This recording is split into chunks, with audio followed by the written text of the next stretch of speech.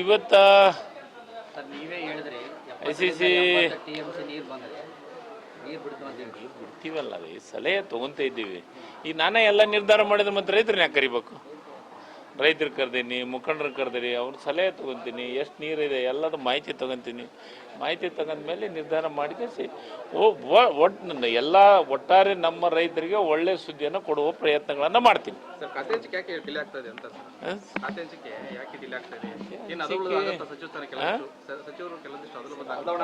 Sir, ಅಂಥವೇನು ನನ್ನ ಗಮನಕ್ಕಿಲ್ಲ. ಅಂಥವೇನಿದ್ರು ಮುಖ್ಯಮಂತ್ರಿಗಳು ಮತ್ತು ಹೈಕಮಾಂಡ್ ನಿರ್ಧಾರ ಮಾಡೋಂಥದ್ದು ನನ್ನ ಗಮನಕ್ಕೆ ಅದಿಲ್ಲ. ಇವತ್ತು ನನ್ನ ಅನಿಸಿಕೆ ಹಂಚಿಕೆ ಆಗ್ಬೋದು ಅಂತ ವಿಶ್ವಾಸ ಇದೆ. ಆಗಿದೆ ಆಗಿದೆ ಯಡಿಯೂರಪ್ಪ ಗೌರ್ಮೆಂಟ್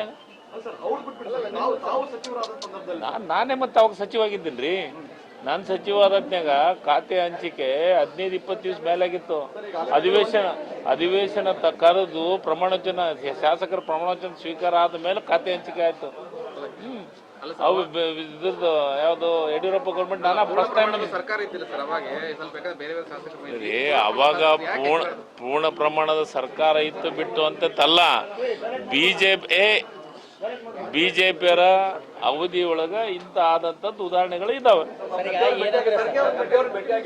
ಸರ್, ನಾನು ಖರ್ಗೆ ಸಾಹೇಬರಿಗೆ ಭೇಟಿಯಾಗಿದ್ದು ನನಗೆ ಮಂತ್ರಿ ಸ್ಥಾನದ ಅವಕಾಶ ಕೊಟ್ಟಿದ್ದಕ್ಕೆ ಅಭಿನಂದನೆ ಹೇಳಿ ಅವ್ರ ಆಶೀರ್ವಾದವನ್ನು ತೆಗೆದುಕೊಂಡು ಬಂದೆ.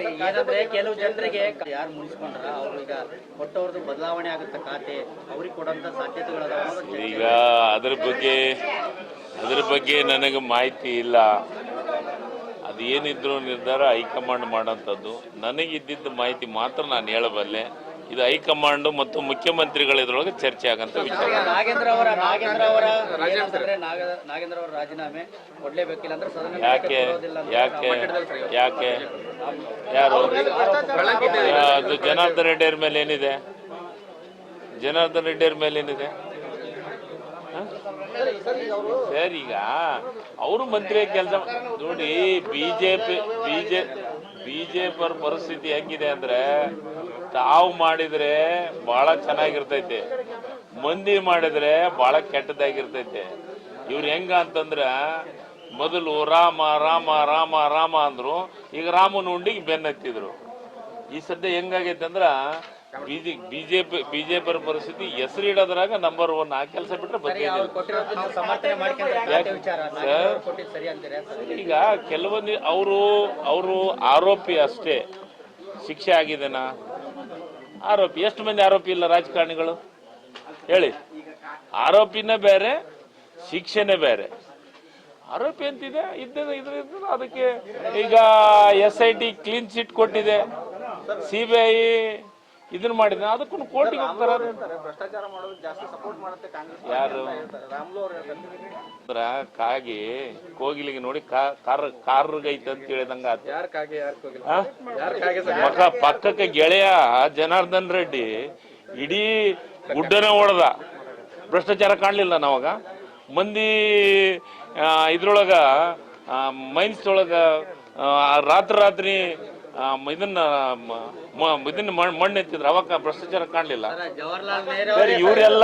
ಇವರೆಲ್ಲ ಬುದ್ಧಿ ಹೇಳಕತ್ತಿದ್ರೆ ನಾವೆಲ್ಲಿ ಹೋಗೋಣ? ಜವಾಹರ್ಲಾಲ್ ನೆಹರು ಅವರೇ ಭ್ರಷ್ಟಾಚಾರ ಆರಂಭ ಮಾಡಿದ್ರು, ರಾಹುಲ್ ಗಾಂಧಿ ಅವರು.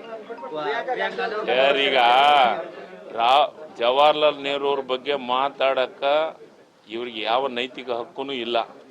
ಜವಾಹರ್ಲಾಲ್ ನೆಹರು ಅವರ ಪಾದದ ಧೂಳದಕ್ಕೂ ಸಮಾನ ಇಲ್ಲ ಬಿಜೆಪಿ. ಸರಿ, ನಡಿಲಿಕ್ಕೆ ಬಿಡೋಗಲ್ಲ ಅನ್ನಕ್ಕೆ ಯಾರು? ರೈತರ ಬಗ್ಗೆ ಚರ್ಚೆಗಳಾಗಲಿ, ಮತ್ತೊಂದ್ರ ಬಗ್ಗೆ ಚರ್ಚೆ ಆಗಲಿ, ಈ ದೇಶದ ರಾಜ್ಯದ ಬಗ್ಗೆ ಚರ್ಚೆ ಆಗಲಿ, ಎದಕ್ ಬಿಡಂಗಿಲ್ಲ? ಎಷ್ಟು ಮಂದಿ ಇವ್ರೇನು ಎಲ್ಲರೂ ಸಾಧ್ಯಗಳ? ಇವರು ಎಲ್ಲರೂ ಬೇಲ್ ಮ್ಯಾಗ ಇದ್ದಾರೆ. ಬಿಜೆಪಿಗಿದ್ದವ್ರು ಬಹಳಷ್ಟು ಮಂದಿ ಬೇಲ್ ಮೇಲೆ ಇದ್ದಾರೆ.